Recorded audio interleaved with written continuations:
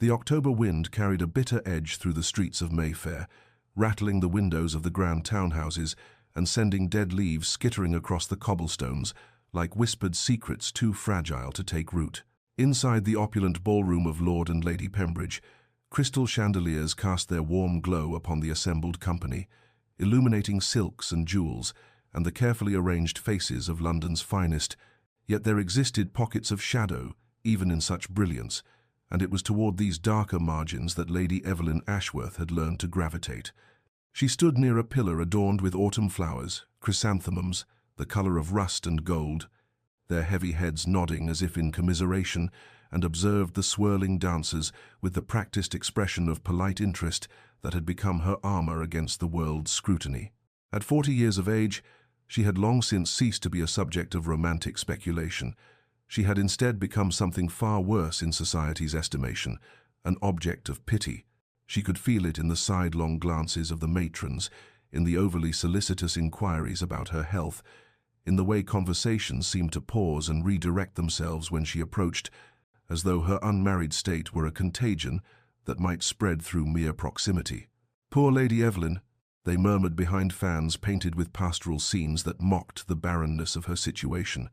40 and unwed, what a tragedy. Such a handsome woman she was in her youth, and with reasonable fortune besides. One wonders what went wrong. She had wondered that herself, in the early years, but time had a way of filing down the sharp edges of regret until they became smooth and manageable, something one could carry in one's pocket without drawing blood. She had made her choices, or rather, choices had been made for her by duty and circumstance, and the inexorable expectations of family, and she had learned to inhabit the life those choices had constructed with as much grace as she could muster. The ballroom felt close despite its vastness, the air thick with perfume and perspiration, and the cloying sweetness of hothouse flowers forced to bloom out of season. Evelyn lifted her gloved hand to adjust the modest pearls at her throat, her mother's pearls, passed down not with joy but with a sigh of resignation that they would adorn no bride, and felt the familiar tightness in her chest that came from breathing air that seemed to belong to everyone but herself. Outside, she knew, the autumn chill was deepening toward winter, the season of death and dormancy, and she felt a kinship with those stripped trees in the squares, standing dignified in their bareness, no longer pretending to be anything other than what they were. "She never married, you know," a voice drifted from behind a nearby arrangement of ferns, loud enough to be overheard, soft enough to claim accident. One must assume there was some deficiency, some failing that prevented any gentleman from offering. Evelyn's fingers tightened imperceptibly on her fan, but her expression remained serene, as still as a portrait. Asterisk, let them wonder, asterisk, she thought, with the weary resignation of one who has ceased to fight battles that cannot be won. Asterisk, let them invent their stories. The truth would mean nothing to them anyway. Asterisk, but before our lover's fate is revealed, subscribe so you never miss a chapter of romance and scandal. And tell us in the comments, where are you watching from? Now, let's begin. If Lady Evelyn Ashworth had become an object of pity in the drawing rooms of London, then His Grace the Duke of Blackthorn, Marcus Rothwell, had become something altogether different, a mystery, an enigma, a subject of endless speculation that had occupied the gossips of the Tun for 15 years without resolution. He stood now near the terrace doors of the Pembridge ballroom, a figure carved from granite and shadow, his posture so perfectly controlled that he might have been a statue commissioned to represent aristocratic disdain. At 38, he possessed the kind of austere handsomeness that intimidated rather than invited, dark hair silvering slightly at the temples, eyes the color of winter steel, a mouth that seemed to have forgotten the shape of genuine warmth. Ice-cold Blackthorn, they called him, though never to his face, for despite his frigid demeanor he commanded a respect born of ancient title, considerable wealth, and the unsettling impression that he could see through social pretense to the calculating hearts beneath. For 15 years, since assuming his title at 23 upon his father's unexpected death, he had refused every matrimonial overture with a consistency that had progressed from surprising to scandalous to simply expected. The ambitious mammas had long since ceased thrusting their daughters into his path. The matchmaking hostesses no longer seated eligible young ladies beside him at dinner.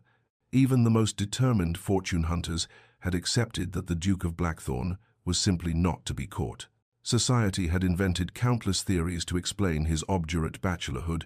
that he harbored unnatural preferences, that he had taken a secret vow, that he was incapable of human feeling, that his heart had been damaged by some unnamed tragedy in his youth, that he considered himself too superior for any woman in England. The truth, which no one suspected because it was both too simple and too extraordinary, was that his heart had been given completely and irrevocably in a single summer afternoon 15 years ago, and he had never sought to reclaim it. He attended society functions with the regularity expected of his position, but without any appearance of pleasure, moving through ballrooms like a spectre, dancing when duty demanded it, conversing with impeccable politeness that nevertheless conveyed absolute disinterest in deepening any acquaintance. Hostesses invited him because his presence lent consequence to their gatherings, but no one expected him to enjoy himself, and he never disappointed those low expectations. Tonight, however, something had shifted in his carefully maintained composure, though the change was so subtle that even the most acute observers failed to notice it. His attention, which typically drifted over the assembled company with democratic indifference, had fixed itself upon a particular point in the ballroom, a woman in dove-grey silk, standing beside a pillar of chrysanthemums, her posture conveying a dignity that society mistook for resignation. Marcus's hand tightened imperceptibly on the glass of wine he held, and something flickered in those winter eyes, something that might have been recognition or longing, or the kind of pain that has been carried so long it has become indistinguishable from identity itself. He watched as Lady Evelyn Ashworth adjusted the pearls at her throat, watched as she maintained her composure in the face of whispers she undoubtedly heard, watched with the focused intensity of a man who had been watching from various distances and vantage points. For 15 years, no one noticed his attention because no one expected the Duke of Blackthorn to notice anything, least of all a woman whom society had deemed past consideration. But in that moment, his entire being was oriented toward her, like a compass toward true north, and had been, through all the long seasons of waiting, since the day he had lost her. 15 years slipped away like silk through fingers, and Marcus found himself standing once again in memory at the Haverford summer garden party of 1810, when the world had still been painted in colors bright enough to hurt the eyes, and hope had not yet learned to disguise itself as resignation. He had been 23, newly elevated to his title after his father's sudden passing, still raw with grief and the overwhelming responsibilities of a dukedom he had not expected to inherit for decades, and he had sought refuge from the pressing condolences and opportunistic introductions in the far reaches of the garden, where roses climbed ancient stone walls, and the sound of music and laughter faded to a pleasant murmur beneath the drone of bees. It was there, in that sun-drenched sanctuary, that he had encountered her, Lady Evelyn Ashworth, at 25, not a debutante but not yet resigned to spinsterhood, standing alone among the roses, with a book of poetry in her hands and an expression of such peaceful solitude that he had hesitated to intrude upon it. But she had looked up at his approach, and instead of the calculating assessment he had already learned to expect from every unmarried woman in his vicinity, her eyes had held only gentle curiosity and something that might have been understanding, as though she recognized in him a fellow seeker of quiet spaces. They had spoken for perhaps an hour, though time had seemed to operate differently in that garden, stretching and compressing in ways that defied the steady progression of the sun across the sky. They had discussed poetry. At first she had been reading Wordsworth, and he had confessed a preference for the earlier metaphysical poets, but the conversation had deepened with remarkable swiftness, moving past the superficial pleasantries that typically bounded social exchange into territory that felt dangerously genuine. She had spoken of the burden of expectations, of the narrowness of the paths deemed acceptable for a woman of quality, of the hunger for purpose beyond ornamental existence, and he had found himself responding with an honesty he had never before risked, speaking of his father's death, of the loneliness of elevated position,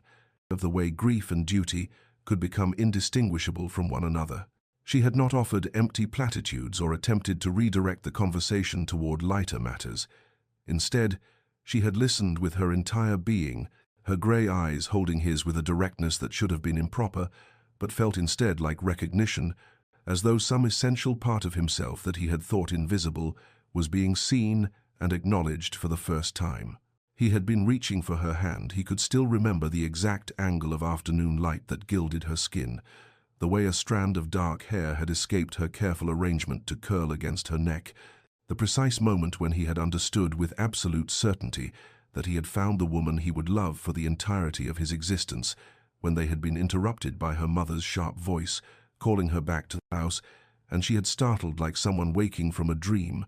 offered him an apologetic smile that carried something of regret, and hurried away through the rose arbor. The next morning, the announcement had appeared in the papers. Lady Evelyn Ashworth was engaged to Lord Edmund Thornbury, the wedding to take place within 3 months. Marcus had read those words in his study as rain began to fall against the windows, and something inside him had simply stopped, calcified,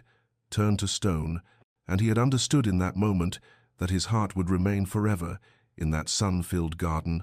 offered and refused, and that every refusal he issued from that day forward would be in service to that first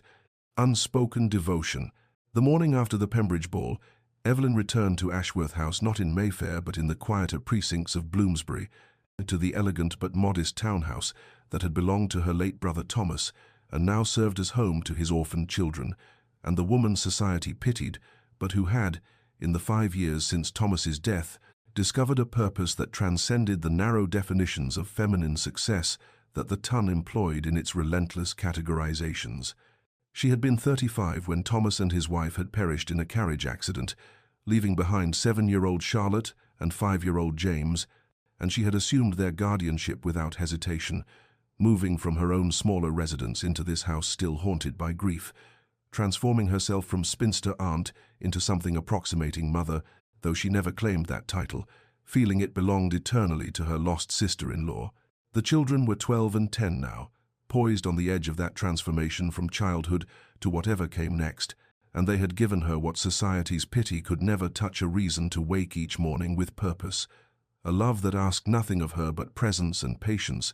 a family constructed not from matrimonial success, but from loyalty and necessity, and the kind of devotion that deepens in the crucible of shared sorrow. She managed the estate with a competence that would have surprised those who thought her merely decorative, had learned the intricacies of investment and property management,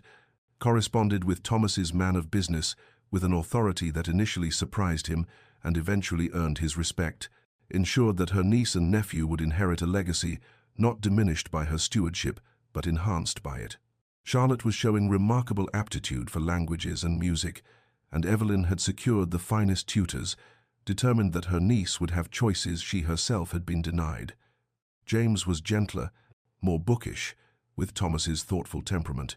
and she protected his sensitivity in a world that would too soon demand he perform a masculinity foreign to his nature. In the afternoons, when lessons were complete and before dinner preparations began, Evelyn often retreated to the small walled garden behind the house, a space she had cultivated over the years into something approximating beauty despite the London soot and limited sun, and it was there, among the roses she tended with her own gloved hands and the herbs that grew in careful rows, that she allowed herself to feel the weight of what society named failure and what she understood, in her most honest moments, to be a life both smaller and richer than she had once imagined. She thought sometimes of that summer garden 15 years ago,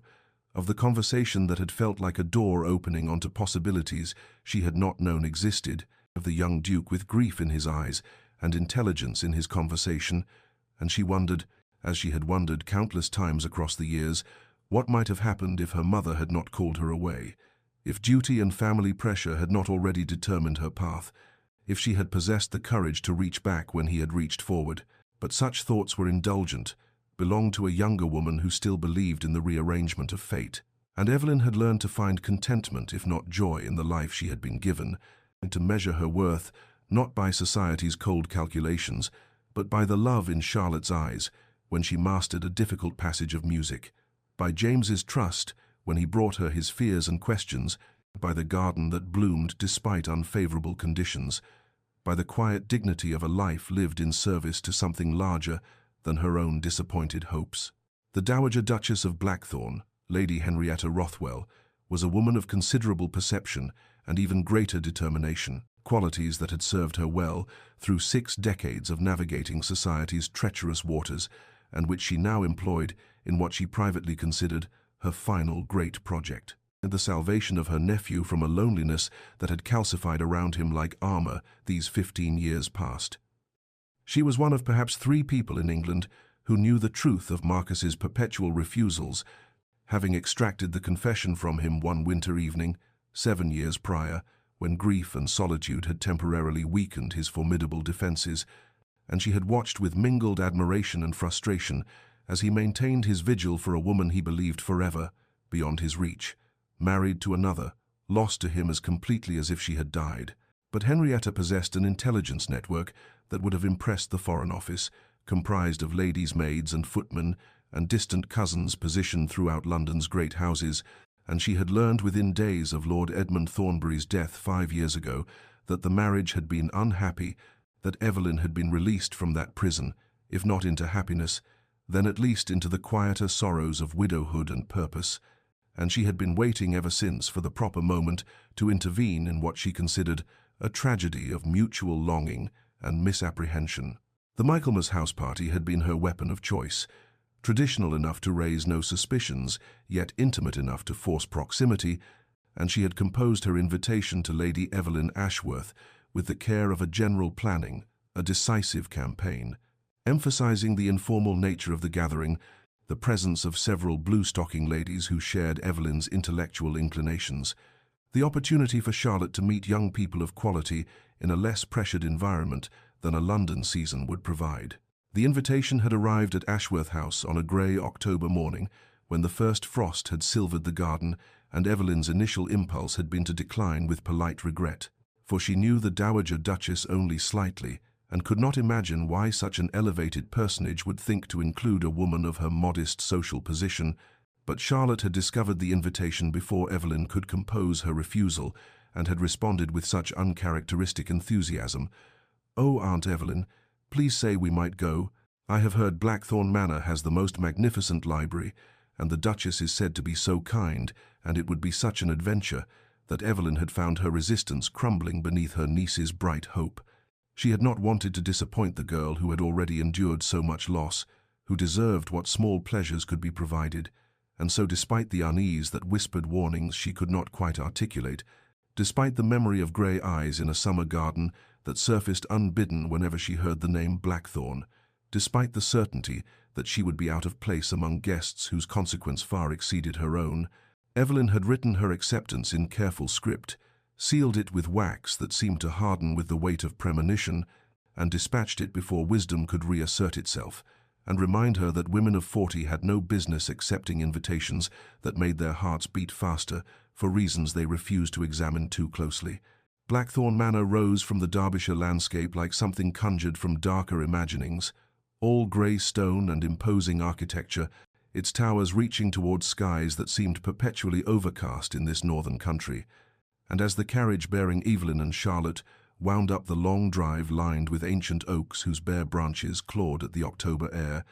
Evelyn felt her breath catch with something between apprehension and a recognition she could not name, as though the house itself were a physical manifestation of the man who inhabited it, formidable, solitary, built to withstand sieges, both literal and metaphorical. Charlotte pressed her face to the carriage window with undisguised excitement,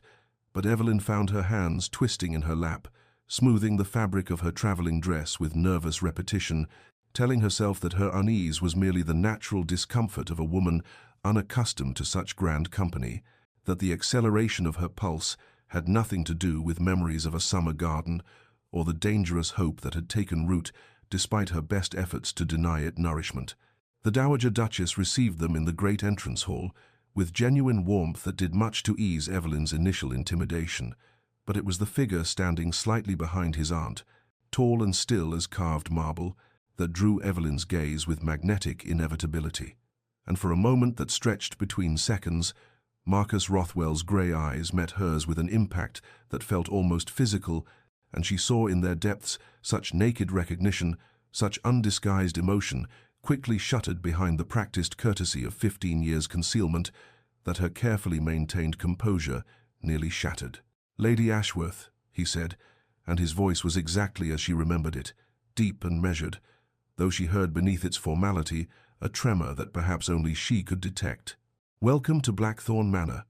She managed her curtsy, managed some appropriate words of gratitude that her voice delivered without consulting her reeling thoughts, and when he took her hand for the briefest moment required by propriety,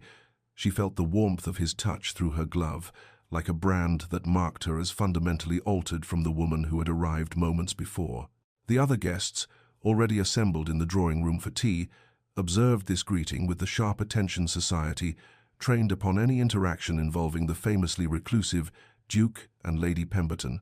whose talent for observation exceeded her discretion, would later remark to her particular friend that she had never seen Blackthorn look at anyone the way he had looked at that Ashworth woman, as though she were some precious thing he had thought lost forever and could not quite believe restored to him, while Lord Hastings noted, with the confusion of a man who had watched Marcus refuse a dozen beautiful heiresses, that the Duke himself carried Lady Ashworth's travelling case up to her rooms, a task properly belonging to servants, and then spent the entire tea service positioned where he might observe her without obviousness, his legendary ice touched by something that looked remarkably like the thaw of long-frozen hope, finally permitted to surface. The first days of the house party unfolded with a rhythm of formal activities and structured entertainments, yet beneath the surface propriety, Evelyn became aware of accumulations so subtle she might have dismissed them as coincidence, had they not gathered with such persistent weight, small gestures that whispered of attention far beyond mere hospitality. She discovered that her rooms were not merely adequate, but the finest guest chambers in the East Wing, a position to catch the morning light she had once mentioned, preferring in a conversation 15 years distant that she herself had half forgotten, the windows overlooking gardens designed in the Italian style, with stone paths winding between boxwood hedges that held their green even in October's decline. At breakfast the first morning, she found without requesting it a pot of the specific Chinese tea she favored, a blend not commonly served, and which she had mentioned in passing only once in Marcus's hearing that long-ago summer, and when she glanced up in surprise, she caught his gaze upon her with an expression that vanished so quickly behind studied neutrality. She wondered if she had imagined the hope that had flickered there like candlelight behind glass. He remembered. Some part of her whispered with dangerous insistence, "He has remembered details you thought lost to time,"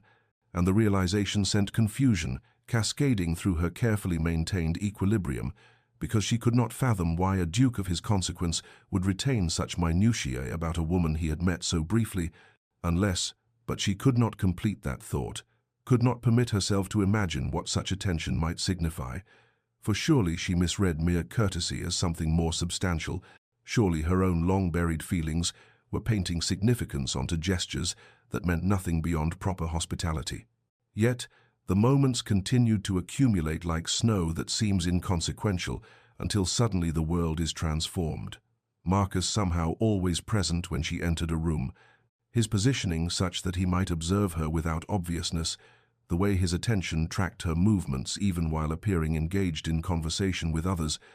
how he steered discussions toward topics. She had expertise in literature and estate management and the philosophy of education, creating space for her voice to be heard among guests who might otherwise have dismissed her as merely the poor relation. On the third afternoon, when the other guests elected to ride out to view the famous Blackthorn waterfalls, Marcus quietly suggested that she might prefer a walk through the estate gardens and that the paths were gentle and the autumn colors particularly fine from the southern terrace,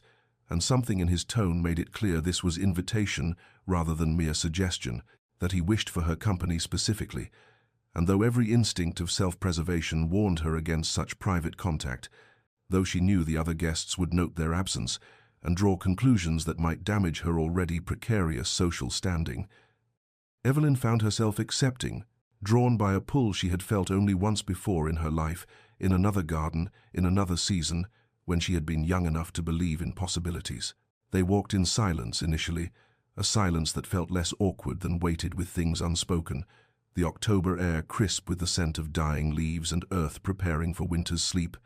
and Evelyn was acutely conscious of his presence beside her, the careful distance he maintained, as though afraid that proximity might shatter some fragile understanding. He spoke first of inconsequential matters, the history of the gardens, the challenge of maintaining such grounds,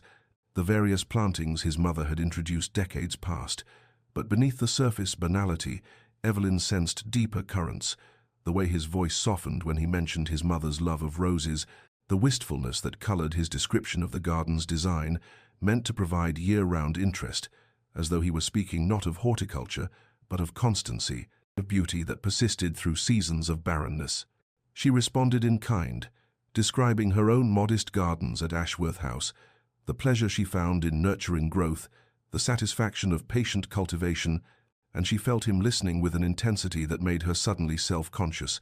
made her stumble over words that normally came easily, because his attention felt like sunlight after years of shadow,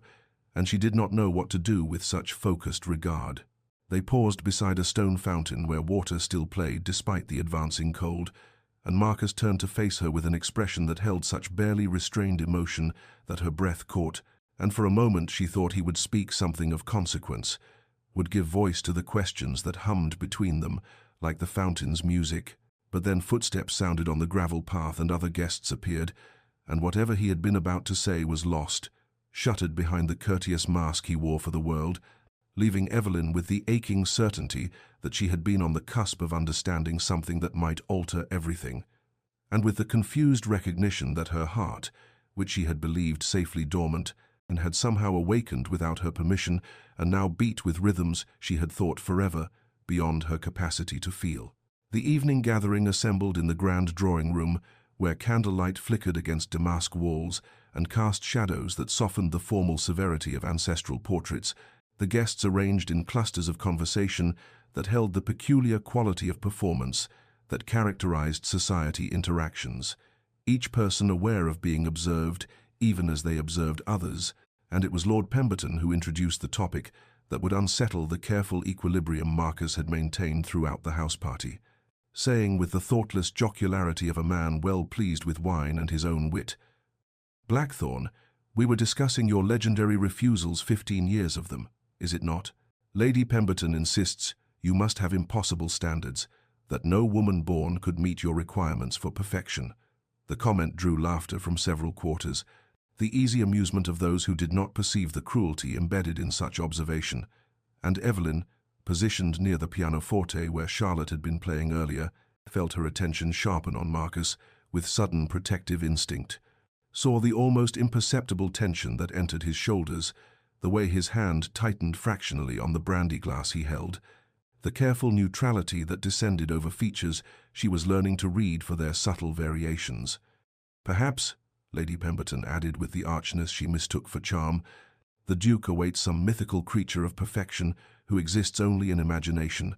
a lady of impossible beauty and accomplishment who will never materialize, leaving our dear Blackthorn eternally disappointed by we mere mortals." Marcus's response came with measured civility that concealed whatever he truly felt. "Perhaps I simply value constancy over novelty, Lady Pemberton, and prefer to wait for what matters rather than settle for what merely suffices." And though his tone remained courteous, Evelyn caught the edge beneath the words, the suggestion of depths these guests could not perceive, and she found herself wondering what constancy he spoke of, what it was he waited for with such patience that society interpreted as cold rejection. The conversation moved onward, as conversations do, turning to other gossip and observations, but Evelyn remained disturbed by what she had witnessed, by the discomfort Marcus had tried to hide, by the sudden conviction that his 15 years of refusals carried significance these people could not fathom, that behind his legendary coldness lay something far more complex than mere fastidiousness or impossible standards. She excused herself early, claiming fatigue though she felt anything but tired, her mind too active with questions that multiplied like shadows, and she sought refuge in the library where she had noticed earlier, a collection that included several volumes she had long wished to read, thinking that losing herself in literature might quiet the confusion that had plagued her since arriving at Blackthorn Manor. The library occupied the west wing, a room of generous proportions lined floor to ceiling with books whose leather spines gleamed in lamplight, and she was examining a particularly fine edition of poetry when footsteps sounded behind her and Marcus's voice, quiet and somehow tentative in a way his public persona never allowed, said, "I hope I am not intruding. I often come here in the evenings, but I can leave if you prefer solitude." She turned to find him standing in the doorway with an uncertainty that seemed at odds with his usual assurance, and something in that vulnerability made her bold enough to say, "Please, stay, it is your library after all, and I confess I would welcome company that does not dissect one's character for entertainment." He stepped into the room fully then, and she saw relief cross his features like sunlight breaking through clouds, and he said, "They do not mean harm. Most of them, they simply cannot conceive that some choices arise from conviction rather than caprice," and there was in his voice such quiet weariness that she felt her heart contract with sympathy. "What conviction?" she asked, the question emerging before discretion could prevent it, and for a long moment he simply looked at her with those grey eyes that seemed to hold winter storms and summer skies in equal measure, and she thought he would retreat behind formality, and would deflect as he had deflected Lord Pemberton's intrusive humour, but instead he said, "The conviction that some things are worth waiting for, that constancy has value even when the world names it foolishness." And though his words remained oblique, Evelyn felt their weight settle around her like a cloak, both frightening and strangely comforting, as though she stood on the threshold of understanding something that might alter everything she had believed about her life and its limitations. The morning after the library encounter brought grey skies that pressed low over Blackthorn Manor, the kind of weather that seemed to mirror Evelyn's internal state of confusion and dawning awareness, and she found herself in the conservatory, examining orchids she barely saw, while her mind turned ceaselessly over Marcus's words about constancy and waiting, about things worth the patience of years. She was so absorbed in her thoughts that she did not hear the Dowager Duchess approach until that formidable woman's voice, warm with affection and something that sounded like determination, said,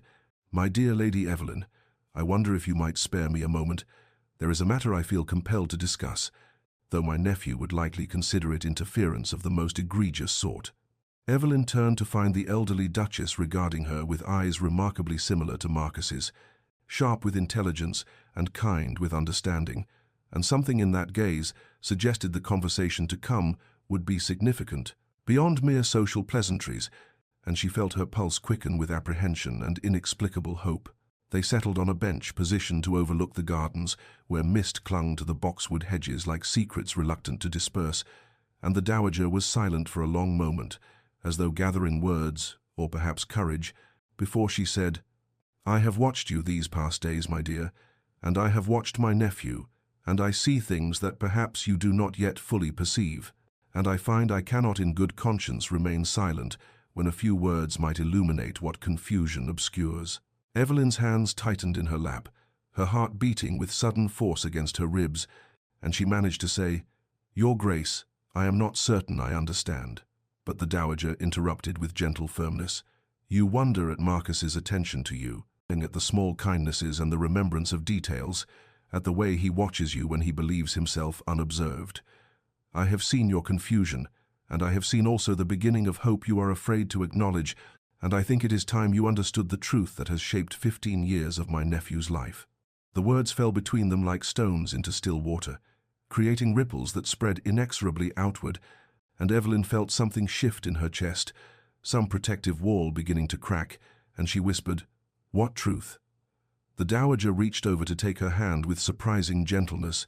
and said, "That Marcus has refused every match proposed to him these 15 years, because his heart was given long ago to a woman he met one summer, a woman with whom he spent a single afternoon in conversation that somehow convinced him she was the only one he could ever love. And when he learned the next day that she was engaged to another, something in him simply stopped hoping for anyone else, stopped considering alternatives, and stopped living fully because the only life he wanted had been made impossible." Evelyn felt the words strike her with physical force, felt the world tilt and reform around this impossible revelation, and her mind raced backward through 15 years to that garden party, to a conversation with a young duke that had felt charged with possibility, and to the way her heart had responded to his attention before duty and family obligation had closed around her like a prison, and she heard herself say in a voice that seemed to come from very far away, "No, surely you do not mean he could not have," but even as she spoke denial, understanding was flooding through her with the inevitability of dawn, illuminating connections she had been too blind or too afraid to perceive. And the dowager said quietly, "He has loved you, my dear Evelyn, through all these years, loved you through your marriage to another, through your widowhood, through every season and every society event where he watched you from distance and never approached, because he believed you had made your choice and he would respect it. And he has refused every other woman because none of them were you, could never be you. And I tell you this not to burden you, but because I believe you deserve to know that the attention he shows you now is not sudden fancy, but the careful emergence of devotion that has waited patiently for any sign that it might be welcomed." The revelation crashed over Evelyn in waves, disbelief giving way to recognition to a grief so sharp it stole her breath as she thought of 15 years lost to misunderstanding and duty. And beneath the grief arose something more dangerous, more terrifying in its intensity, hope, fragile and insistent, whispering that perhaps it was not too late, that perhaps the autumn of her life might hold possibilities the spring had denied. And she wept, then, tears she could not contain, while the dowager held her hand and the mist slowly lifted from the gardens beyond. Weeks passed after Evelyn's departure from Blackthorn Manor, weeks that moved with the strange quality of time that seems both impossibly slow and frighteningly swift, and she found herself back in the familiar rhythms of her life, managing the estate and caring for Charlotte and young Thomas, yet nothing felt quite as it had before. For the dowager's revelation had shattered some fundamental understanding she had held about her existence and its possibilities. She could not forget not Marcus's face, as she had seen it that last morning when she made her farewells. The careful control he maintained, even as his eyes held questions he did not voice, nor the weight of knowing that 15 years of his life had been shaped by a single afternoon they had shared when she was 25, and foolish enough to believe duty mattered more than the sudden recognition of kindred spirits. She told herself it was impossible, that women of 40 did not suddenly find themselves the object of devoted constancy, that she had misunderstood, or that the dowager had exaggerated. Yet even as she constructed these rational defenses, her heart whispered different truths, and when the first letter arrived bearing the Blackthorn seal, her hands trembled as she broke the wax. The letter was formal in its opening, as propriety demanded. Marcus inquiring after her health and safe journey with the careful courtesy of a host, ensuring his guests' well-being. But there in the second paragraph emerged something more, a reference to their library conversation, a hope that she had found the volume of poetry she had been examining, a mention that he had been reading the same poet and found certain verses spoke to conditions of patience and constancy that he had long contemplated. She read the letter 3 times, searching for meanings beneath the surface of polite phrases, and when she finally penned her response, she found herself matching his care, in her words proper yet carrying their own subtle weights, and thus began a correspondence that would span the autumn weeks like a bridge constructed with infinite patience across a chasm both vast and intimate. His letters came weekly, then twice weekly, and she found herself waiting for them with an anticipation that felt both wonderful and terrifying. For with each letter Marcus revealed himself more fully, his thoughts on literature and philosophy, his concerns for the tenants on his estates, his affection for his aunt despite her meddling nature, and gradually, carefully, like a man approaching something precious and easily frightened, references to the past and to waiting, and to the peculiar pain of loving from distance while respecting another's choices. She learned that he had attended her husband's funeral from the back of the church, unseen and offering no condolences because he had no right to comfort her, that he had watched her take on the care of her brother's children after the carriage accident, and had admired her courage from afar, that every refusal he had made to marriage proposals over 15 years had been measured against the memory of one perfect afternoon when conversation had flowed like water, finding its natural course, and he had known with absolute certainty that this was the woman with whom he wished to spend his life. Evelyn wept over that letter, wept for the young Duke who had loved silently while she had been trapped in a marriage made for duty that brought neither happiness nor fulfillment, wept for lost years and for the impossible miracle of discovering that she had been loved truly, constantly, patiently loved through all the seasons when she had believed herself merely tolerated by a world that pitied her unmarried state. Autumn arrived in earnest, painting the trees in golds and crimsons that reminded her she stood in the autumn of her own life. And yet the season brought not the chill of endings, but an unexpected warmth, for Marcus's letters continued, and her responses grew less guarded, and she began to allow herself the dangerous luxury of hope, began to wonder whether it might not be too late after all, whether life might yet hold chapters she had believed forever closed, whether a woman of 40 might dare to reach for happiness she had thought belonged only to the young and fortunate. Marcus's letter requesting permission to visit came in late October, when the estate gardens had turned to bronze and gold, and though the formal language spoke of wishing to pay his respects and see how she fared after their correspondence,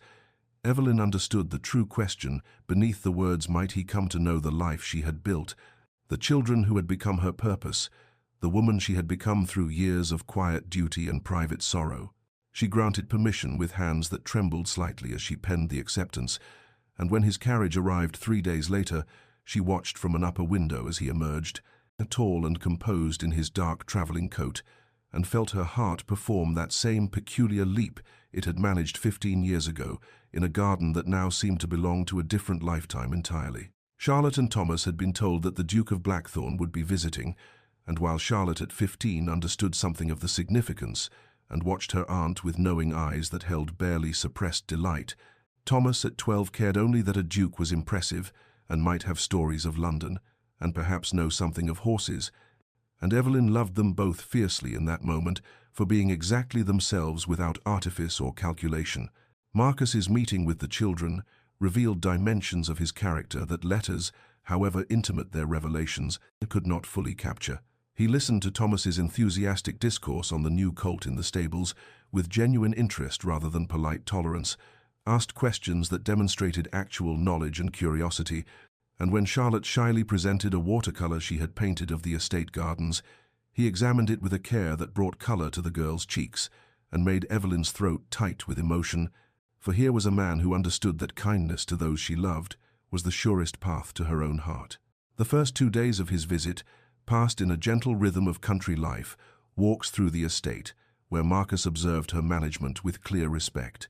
meals where conversation flowed easily between the 4 of them, evenings in the drawing room where Thomas read aloud from adventure novels while Charlotte worked on her embroidery, and the adults sat in companionable silence that felt more intimate than any declaration. Then on the 3rd night Thomas woke with fever, the sudden violent fever that strikes terror into any guardian's heart, and Evelyn spent the dark hours sponging his burning forehead and whispering prayers, while the household physician was summoned and pronounced it likely an ague that must run its course. And when she emerged, grey-faced, from the sick room at dawn,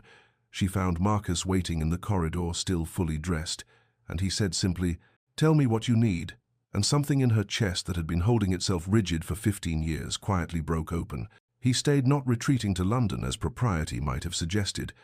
not maintaining polite distance as a formal suitor might,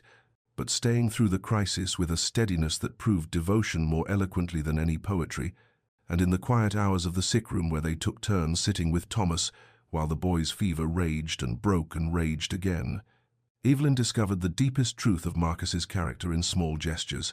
the gentleness with which he helped lift Thomas to take water, the way he read to the boy in his careful deep voice when delirium made Thomas fearful, the fact that he never once suggested his presence was extraordinary or required gratitude, simply existed as a steady presence in the crisis, as though there were nowhere else he would rather be. And Evelyn understood then that constancy was not merely waiting, but the choice to remain present in difficulty, to offer strength without expectation of return, and to love, not just in imagined futures, but in the mundane and frightening present where real life was actually lived. Thomas's fever broke on the 4th morning, with the gentleness of dawn light spreading across a landscape, and when the physician pronounced him past the crisis and needing only rest and nourishment to recover fully, Evelyn felt something release in her chest that had been wound tight with fear, and she stood at the sick-room window watching the pale November sun touch the frost-covered garden, while behind her Marcus spoke quietly to the boy about how brave he had been and promised to show him a particular trick with the new colt once he was strong enough to walk to the stables. Charlotte had fallen asleep in the chair beside her brother's bed, exhausted from her own vigil, and Marcus lifted the girl with surprising tenderness and carried her to her own chamber, and when he returned, he found Evelyn still at the window, with tears sliding silently down her face. Not tears of grief now, but of overwhelming emotion that had nowhere else to go. The accumulation of fear and relief and gratitude, and something far more dangerous that she had been holding back through all the crisis hours. He came to stand beside her without touching, his presence solid and warm, and after a long moment of silence he said quietly, "I have spent 15 years waiting, Evelyn. 15 years in which I might have married another and built a different life. And there were times when I questioned whether I was being foolish, whether devotion to a memory was simply another form of cowardice, whether I was using that single afternoon as an excuse to avoid the risks of real connection." And she turned to look at him then, seeing the lines that time had etched around his eyes, the silver threading his dark hair, the face that had become distinguished rather than merely handsome, and he continued, "But these past days, watching you with Thomas and Charlotte, seeing the life you have built from duty and love, understanding the woman you have become through years, I did not share. I know now that waiting was not foolishness, but the only honest choice I could have made, because love is not merely feeling but recognition, and I recognized you 15 years ago, as surely as I recognize the sun that rises each morning, and that recognition has never faltered, never dimmed, and never been surpassed by any other woman I have met in all the years between then and now." His words broke something open in her that had been sealed since the morning 15 years ago when she had accepted another man's proposal because her father had said it was a good match and her duty was clear, and she wept. Then not quietly, but with the full force of grief for time lost and for the young woman who had made a choice she thought was right and had paid for it with years of quiet unhappiness, wept for the constancy she had not known existed until it was revealed to her, wept because at 40 she had believed all chances for genuine love had passed her by, and yet here stood a man who had waited through 15 years of refusals and loneliness because he had recognized in her something worth waiting for. And when Marcus finally touched her, his hand gentle on her shoulder, she turned into his embrace and let herself be held while the November sun climbed higher. And somewhere in the house, the sounds of morning routine continued, and Thomas slept peacefully in his bed, and the world went on turning. But here in this quiet room, two people who had been waiting for 15 years finally allowed themselves to acknowledge that the waiting might be reaching its end. When she could finally speak through the subsiding tears, Evelyn pulled back slightly from Marcus's embrace, her hands trembling as she wiped at her wet cheeks with a gesture that held something almost apologetic, as though she had committed some breach of propriety by allowing him to witness the fullness of her grief and confusion, and she said in a voice still thick with emotion, "You must understand 15 years ago, when my father told me that Lord Ashworth had made an offer, I was 25 and already considered nearly on the shelf, and my father's investments had failed, and my younger sisters needed dowries, and Lord Ashworth was wealthy and respectable and willing to overlook my advanced age." And Marcus remained very still, listening with an intensity that made her feel truly heard, perhaps for the first time in her life, and she continued, "I thought of you of that afternoon in the garden, and of the conversation we had shared about poetry and philosophy, and all the things that mattered to me that no one else seemed to care about. And I told myself I was being foolish, that a single conversation with a gentleman I barely knew could not be grounds for refusing a practical match, that duty and family obligation mattered more than the peculiar recognition I had felt when you looked at me as though you truly saw beneath the surface to something worth knowing." Her voice cracked on the final words, and she pressed her fingers to her lips for a moment before forcing herself to continue. "The marriage was not cruel, Lord Ashworth was not unkind, merely indifferent, and I learned quickly that the life of a wife whose purpose was to manage households and appear appropriately ornamental at social functions was a small life, a life of surfaces without depth, and I performed my duties adequately and tried not to think of that garden conversation too often because it hurt too much to remember that someone had once spoken to me as though my thoughts mattered, as though I was more than merely adequate." And she saw something tighten in Marcus's jaw, a flash of anger not at her but at the waste and sorrow of it all, and she pressed on, because now that she had begun this confession, she needed to finish it, needed him to understand why she had believed herself unworthy of the devotion he had revealed. "When Lord Ashworth died after 5 years of marriage, I felt guilty that my primary emotion was relief rather than grief, And when I came to manage my brother's estate after his death and care for Charlotte and Thomas, I found purpose finally in being needed rather than merely ornamental. But I truly believed, Marcus, that whatever capacity I might have had for the kind of love that poetry speaks of had been worn away by years of performing duty without joy, that I was too old and too tired and too damaged by compromise to deserve the kind of constancy you have shown, that if you knew the truth of my first marriage and my relief at its ending, you would understand that I am not the woman you remembered from that garden, not worthy of 15 years of waiting and devotion. She looked up at him then, with eyes still swimming with tears, searching his face for the disappointment or disillusionment she feared she would find, and instead saw only a tenderness so profound it made her breath catch, and he raised his hand to cup her cheek with infinite gentleness, and said in a voice rough with emotion, "You have always been worthy, Evelyn, not because of what you have endured or despite it, but simply because you are yourself, and that self is what I recognized 15 years ago, and what I recognize now, and nothing you have told me diminishes that recognition or my certainty that waiting for you was the only choice I could have made." Tay. The news of the Duke of Blackthorn's marked attentions toward Lady Evelyn Ashworth spread through London society, with the speed and venom of poison seeping through clear water, and within a fortnight of Marcus's return to town, for he had stayed at her estate for 3 weeks, following Thomas's recovery, before duty demanded his presence at Parliament, the drawing-rooms and ballrooms hummed with speculation that ranged from the merely curious to the deliberately cruel. Evelyn heard the whispers, even when they were not intended for her ears, caught the phrases "past her prime" and "desperate maneuver," and whatever could his grace be thinking, delivered with the sort of false sympathy that masked genuine malice, and though she had endured years of being society's object of pity as the fading spinster who managed her brother's estate, there was something far more cutting about being discussed as a schemer who had somehow trapped the most eligible bachelor in England through means that must certainly be calculated, since they could not possibly be based on genuine regard. Lady Pemberton, who had thrown 3 daughters at Marcus over the years with increasing desperation, remarked loudly at a musicale that it was extraordinary what some women would do to secure a title. And though she did not name Evelyn directly, the pointed glances in her direction left no doubt as to her target, and Mrs. Hartwick, whose own marriage to a wealthy merchant had never quite erased the taint of her family's financial difficulties, opined with false concern that perhaps the Duke was simply being kind to a woman of unfortunate circumstances, and surely everyone knew that kindness should not be mistaken for romantic interest. The words accumulated like small cuts, each one individually bearable, but collectively bleeding her confidence away, and Evelyn found herself lying awake in the deep hours of night, wondering whether Marcus truly understood what associating with her would cost him socially, whether his constancy was based on a memory that did not account for the reality of what she had become, a woman of 40, with no fortune, no exceptional beauty, no connections that would enhance his standing, nothing to offer except a heart that had been battered by duty and loss, and was only now tentatively opening to the possibility of genuine love. She thought of his position,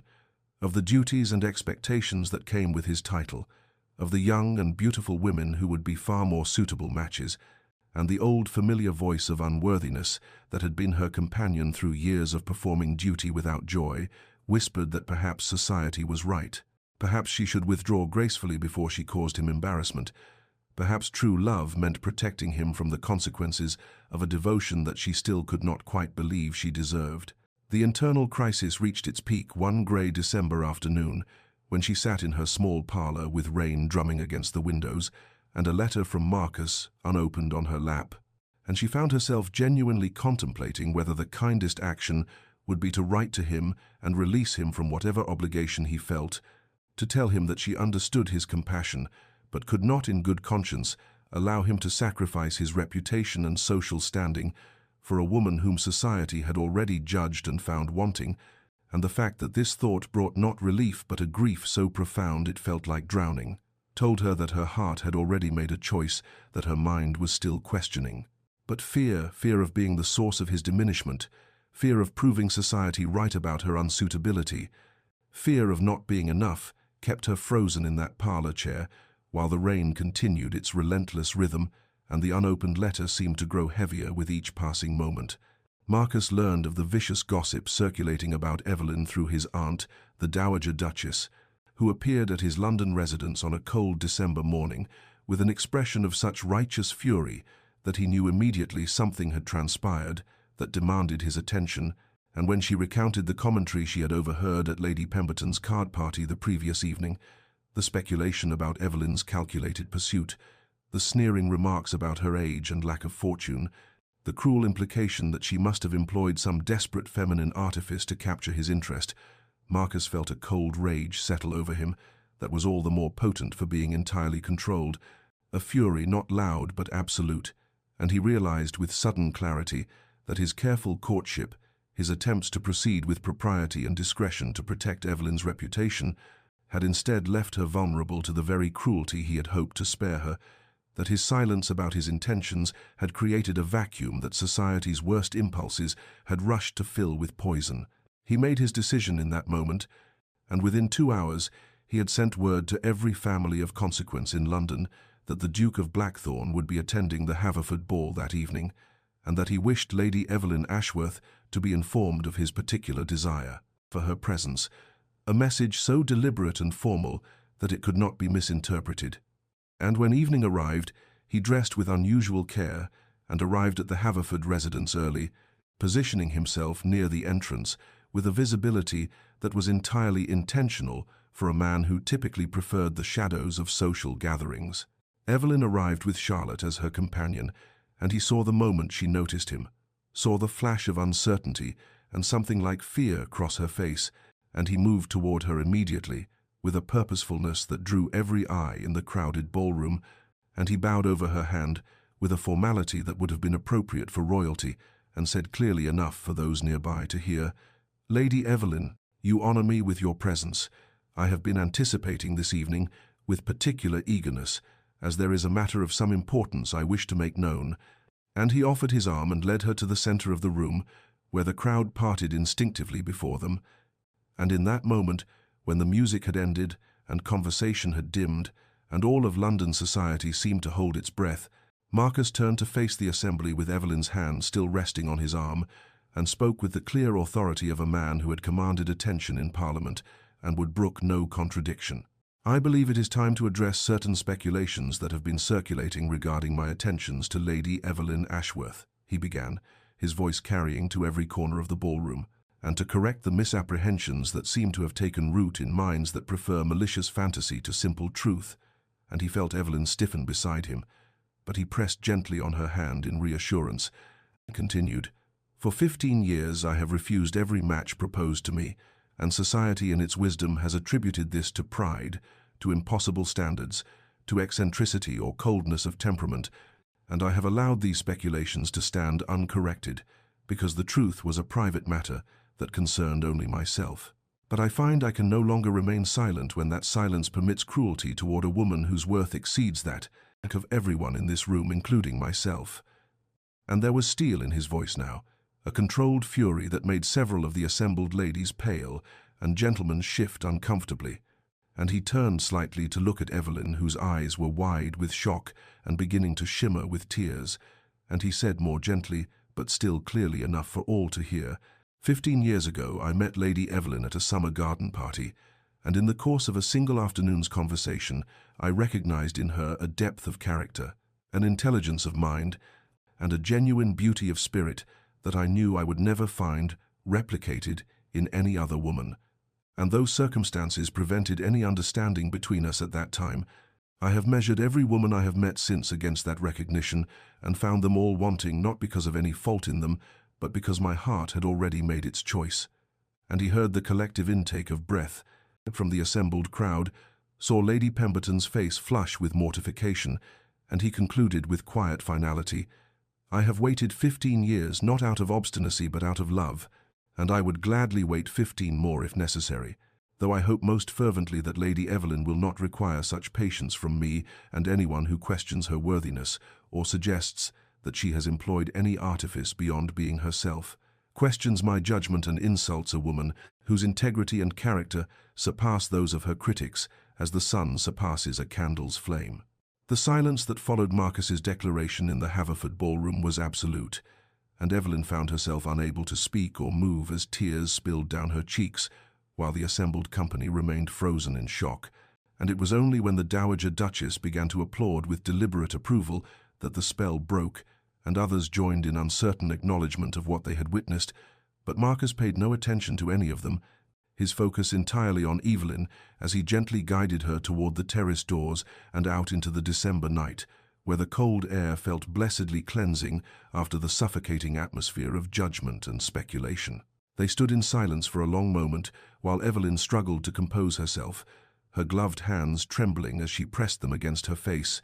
and Marcus waited with the patience that had characterized 15 years of his life, until finally she lowered her hands and looked at him with eyes that held wonder and disbelief, and a fragile hope that seemed almost painful in its tentative emergence, and she whispered, "You should not have spoken, so you have made yourself vulnerable to society's censure on my behalf." But he smiled slightly and replied,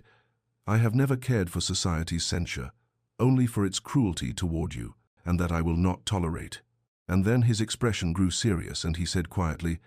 "Evelyn, I realize that this is neither the time nor the place I would have chosen, but I find I cannot wait any longer to ask you a question that has lived in my heart for 15 years. And before she could respond, he continued, "Will you come with me, not now, not tonight, but tomorrow? There is a place I wish to take you, where we can speak without an audience, where I can ask you properly what I should have asked 15 years ago had circumstances permitted." The following afternoon found them traveling in Marcus's carriage through countryside that had grown familiar to Evelyn. Over the past months, and when they turned onto the drive leading to Havenbrook House, the estate where that fateful summer garden party had taken place 15 years prior, she understood with a clarity that stole her breath what he intended, and her heart began to race with an anticipation that felt both terrifying and inevitable. The house itself was closed for winter, its owners in London for the season, but Marcus had obtained permission to visit the grounds, and he helped her down from the carriage and offered his arm as they walked through gates that opened onto gardens, now touched by winter's hand, the flower beds dormant and the trees stripped of leaves except for the stubborn brown foliage that clung to the oaks, and autumn leaves for some had fallen only recently in December's mild spells, skittered across the path before them as they walked in silence toward the rose arbor, where they had first spoken all those years ago. The arbor itself was bare now, the roses cut back to sleeping stumps, but the bench remained where it had been, weathered by 15 winters but still solid, and Marcus guided her to sit and then joined her, and their bodies close in the cold air, and for a moment he simply looked at her with an expression of such profound tenderness that she felt tears threatening again, and then he reached into his coat and withdrew a small velvet box that showed signs of age and much handling,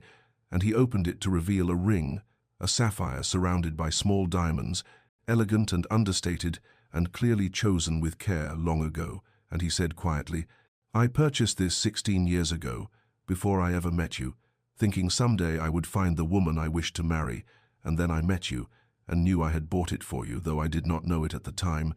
and I have carried it with me ever since that day, through 15 years of waiting, through every refused proposal and every speculation about my intentions, because I knew that if I ever had the chance to offer it to you, I wanted to be ready. I wanted to be able to say that I had held on to this symbol of my commitment through all the years that separated us." He took her left hand in his, and she felt the trembling in his fingers that matched her own, and he said with simple directness that held more weight than any flowery speech, "Evelyn Ashworth, you are the only woman I have ever loved, the only woman I will ever love, and I am asking you not out of obligation or pity or any sentiment other than the absolute certainty that my life is only complete when you are in it. Will you marry me? Will you allow me the honor and joy of spending whatever years remain to us, proving every day that you are cherished and valued and loved beyond measure?" And Evelyn, who had spent so many years believing she was unworthy of such devotion, found that the answer rose from somewhere deep within her that had never stopped hoping despite all evidence to the contrary, and she said through tears that were now tears of joy rather than sorrow, "Yes, yes, Marcus, I will marry you."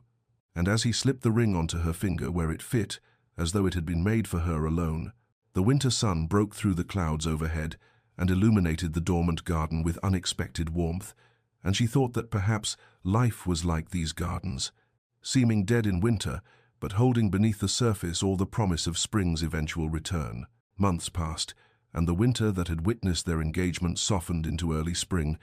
and with the changing season came the gradual transformation of their private understanding into public reality through the countless details that comprised wedding preparations, though Evelyn found herself perpetually startled by how different this process felt from her first engagement 15 years prior. Then she had been swept along by her family's ambitions and societal expectations, her own desires secondary to duty, but now every decision was made together with Marcus,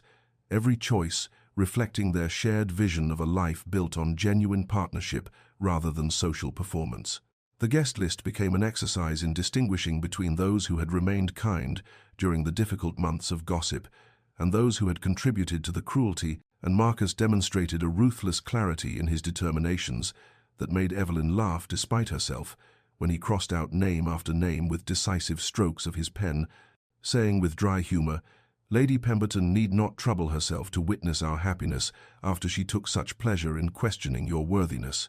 And she marveled at how protected she felt, how cherished. This man who had waited 15 years now dedicating himself to ensuring that every aspect of their wedding reflected the honor he believed she deserved. They spent hours together in the planning, small domestic moments that revealed their compatibility in ways grand gestures. Never could Marcus, discovering that Evelyn preferred simple wildflowers to elaborate hothouse arrangements, and immediately instructing the gardeners at Blackthorn Manor to cultivate meadow gardens for the ceremony, Evelyn learning that Marcus had a quiet passion for poetry and selecting readings for the service that spoke to themes of patience and enduring devotion, both of them finding joy in these small revelations and in the gradual weaving together of their separate lives into a shared tapestry. Charlotte and young Thomas, Evelyn's niece and nephew, were delighted by the developments and threw themselves into preparations with enthusiasm that warmed her heart, Charlotte insisting on helping select Evelyn's wedding gown and declaring with the fierce loyalty of youth that her aunt would be the most beautiful bride London had ever seen, regardless of what the spiteful gossips claimed, and Thomas, forming an immediate attachment to Marcus that manifested in constant questions about horses and estate management and the Duke's experiences in Parliament, and Marcus responded to the boy's attention with a patience and genuine interest that showed Evelyn yet another dimension of the man she was to marry. There were moments when the wonder of it all overwhelmed her. She would be examining fabric samples or reviewing menus and would suddenly have to pause, struck by the realization that this was truly happening, that she was not dreaming, that Marcus Rothwell genuinely wished to marry her and counted himself fortunate in the prospect. And during one such moment Marcus found her standing motionless in the morning room of her estate, with tears streaming down her face, and he immediately came to her with concern until she explained through her tears that these were tears of happiness, that she simply could not quite believe that she was allowed this much joy after so many years of resignation, and he had held her and said quietly, "You are allowed every happiness, Evelyn. You have always deserved far more than life has given you, and I intend to spend the rest of my days attempting to remedy that injustice." The wedding itself was planned for late April, when the Blackthorn Gardens would be at their most beautiful, and as the date approached, Evelyn found herself moving through her days in a state of quiet contentment that felt almost unfamiliar after decades of mere acceptance. And when the morning of her wedding arrived with clear skies and gentle sunshine, she dressed in a gown of ivory silk that Charlotte pronounced perfect, while the girl fussed over the arrangement of wildflowers in Evelyn's hair, and as she prepared to leave for Blackthorn Manor, she caught sight of herself in the mirror and saw not an aging spinster grateful for unexpected rescue,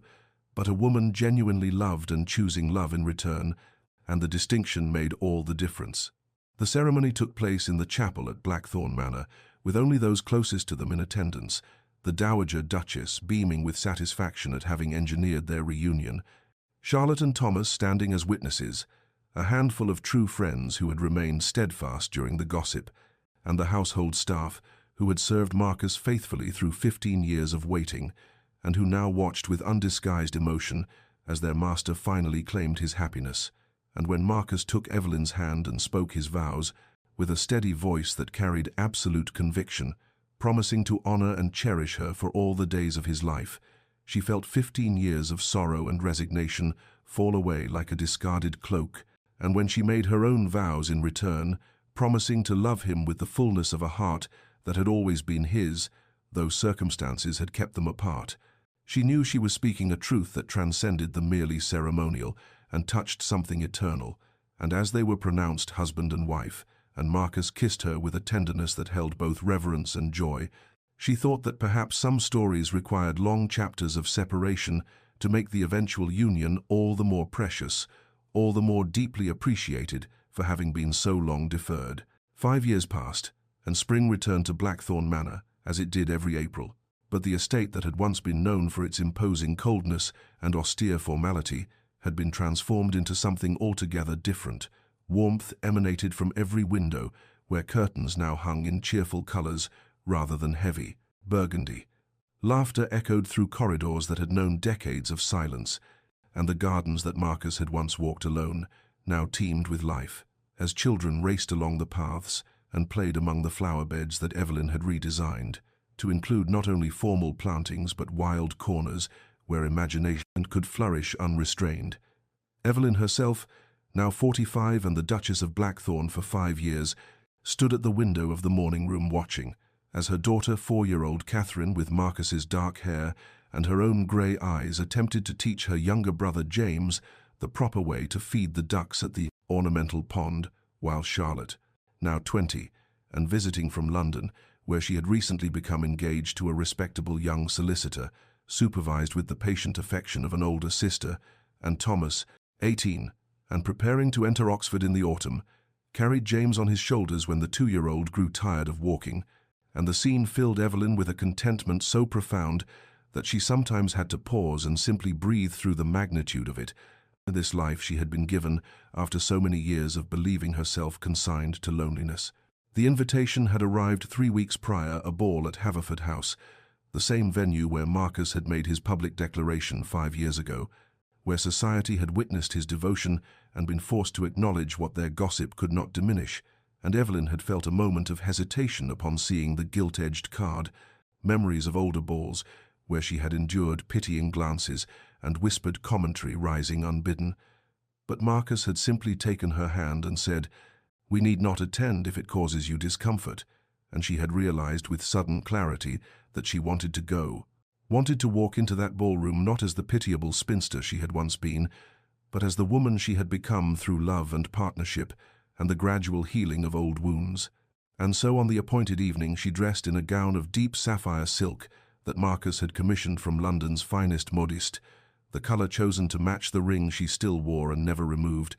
and when she descended the stairs to find him waiting in the entrance hall, dressed in formal black that emphasized the silver now threading through his dark hair, he looked at her with an expression of such open admiration that she felt beautiful, not because society might deem her so, but because he saw her thus, and his opinion was the only one that had ever truly mattered. They arrived at Haverford House as the ball was well underway, and when they were announced His Grace the Duke of Blackthorn and Her Grace the Duchess, Evelyn felt the familiar hush fall over the nearest guests, but this time the silence held no malice, only curiosity and a certain respect, for the story of the Duke who had waited 15 years had become legend in the 5 years since their marriage, and society had been forced to acknowledge that what they had dismissed as impossible had proven to be simply inevitable, requiring only patience and the courage to claim it when the moment arrived. As they moved through the ballroom, Evelyn found herself comparing this entrance to that ball 5 years ago, when she had walked alone, enduring scrutiny and pity, and the contrast was so stark that she had to press Marcus's arm for reassurance, and he understood immediately, drawing her closer and murmuring, "You are the most remarkable woman in this room, and I am the most fortunate man in it." And she believed him because 5 years of marriage had taught her that Marcus never spoke anything but truth, especially in matters of the heart. The ball concluded near midnight, and they returned to Blackthorn Manor through roads silvered by moonlight, both pleasantly tired from dancing and conversation, and as their carriage rolled up the familiar drive, Evelyn felt Marcus's hand tighten around hers in a gesture that had become their private language, for contentment, for coming home not just to a place but to each other, And when they entered the house, they found the Dowager Duchess still awake in the drawing room despite the late hour, reading by the fire and waiting to hear Catherine recite a poem she had memorized that day. And this simple domestic scene, the grandmother's patience, the child's earnest performance, Marcus's quiet pride as he lifted his daughter onto his knee to listen, struck Evelyn as the truest measure of their transformation. How the man society had called ice-cold now moved through his days with a warmth that radiated from genuine happiness rather than social performance. The daily rhythms they had established over 5 years of marriage revealed a partnership built on mutual respect and deepening affection. Mornings often found them in Marcus's study working together on estate correspondence, Evelyn having proven herself remarkably skilled at managing the various properties and investments that comprised the Blackthorn holdings, her years of running her brother's estate translating seamlessly into Duchess's responsibilities, and Marcus freely acknowledged that the improvements in tenant relations and agricultural yields since their marriage owed everything to her insights and nothing to his previous methods. Afternoons were reserved for the children, both of them believing that parenthood required presence rather than delegation to nurses and governesses. And so they walked the gardens with Catherine and James, read stories, answered endless questions, provided the attentive love that shaped young souls far more effectively than formal instruction ever could. Evenings brought the quiet companionship Evelyn had never experienced in her first marriage.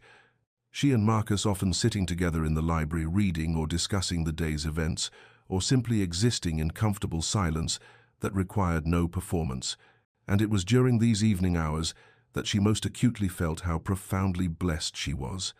How different this life was from what she had resigned herself to expecting. Marcus himself had been transformed by their union in ways that went beyond the obvious addition of family and domestic warmth.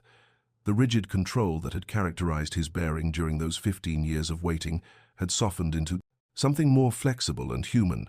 He laughed more readily now, expressed affection without the guardedness that had once made him seem cold to those who did not know him. And while he still maintained the dignity appropriate to his position, he no longer wielded formality as armor against potential hurt, and Evelyn understood that this transformation had occurred because he no longer had to protect himself, no longer had to maintain defenses against hope deferred, for hope had been fulfilled, and the waiting had ended in exactly the reunion he had believed possible, even when circumstances suggested otherwise. She herself had blossomed in ways she could never have anticipated. The resignation and quiet sorrow that had shadowed her during those years as a pitied spinster had lifted completely, replaced by a confidence that came not from social position, but from being genuinely known and genuinely loved. And she moved through her days now with a lightness that sometimes startled her when she caught sight of herself in mirrors and saw not weariness, but vitality, not mere dignity, but actual joy. One evening in late spring, after the children had been settled for the night and the house had grown quiet around them, Evelyn and Marcus sat together in the small parlor that had become their private retreat, she with her needlework and he with correspondence that required his attention. And the fire burning low in the grate cast gentle shadows across the room, and after a time Marcus set aside his letters and simply watched her with an expression of such profound contentment that she looked up and asked what he was thinking.